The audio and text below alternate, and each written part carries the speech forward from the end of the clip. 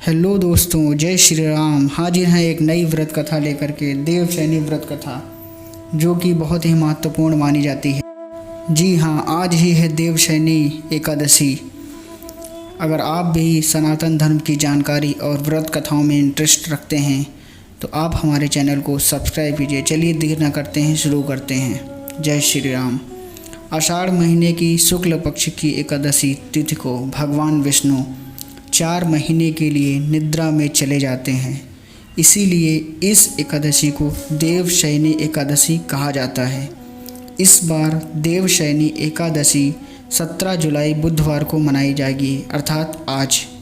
आपको बता दें कि देवशयनी एकादशी से देव उठनी एकादशी तक का समय चतुर्मास कहलाता है। इस समय में कोई भी शुभ कार्य नहीं किए जाते हैं। इन दिनों सृष्टि का कार्यभार देवों के देव भगवान शिव के हाथों में होता है। तो बोलिए हर हर महादेव, ओम नमः शिवाय। अब जानते हैं कि देवशयनी एकादशी कब से कब तक है।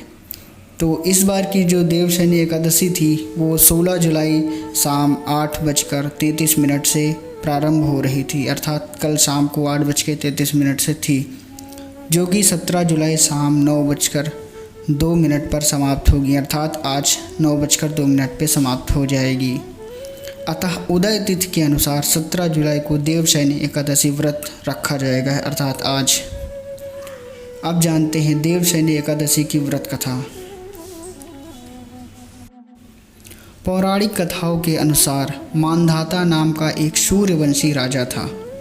वह हमेशा सत्य बोलता था और महान तपस्वी और चक्रवर्ती था। वह अपनी प्रजा की देखभाल अपनी संतान की तरह करता था। एक बार उस राज्य में अकाल पड़ने से हाहाकार मच गया। राजा को प्रजा की चिंता सताने लगी। लोग राजा से अपने कष्ट बताने लगे। इससे राजा बहुत परेशान हुआ और समस्या का समाधान निकालने के लिए राजा मानधाता भगवान की पूजा कर कुछ विशिष्ट व्यक्तियों को साथ लेकर वन को चल दिए। वन में वे ब्रह्मा जी के मानस पुत्र अंगिरा ऋषि के आश्रम पर पहुंच गए।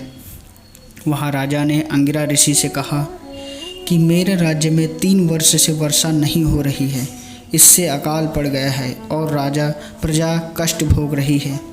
राजा ने यह भी कहा कि शास्त्रों में लिखा है कि राजा के पापों के प्रभाव से ही प्रजा को कष्ट मिलता है।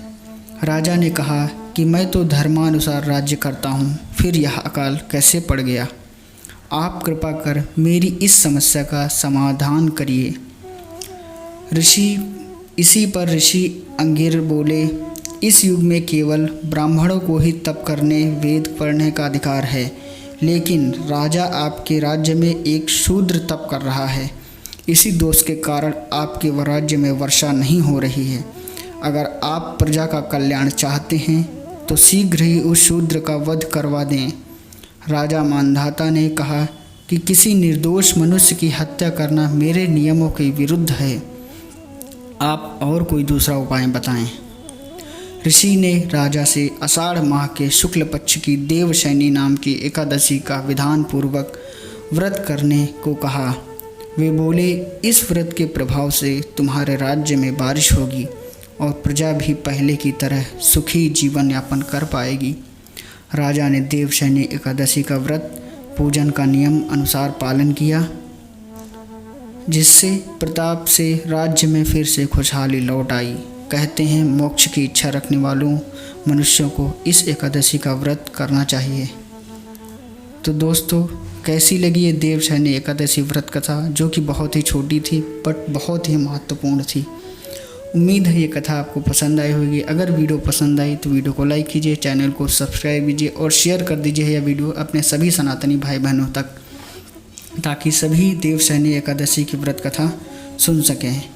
तो मिलते हैं किसी नेक्स्ट वीडियो में, तब तक के लिए जय श्री राम, हर हर महादेव, जय विष्णु भगवान की।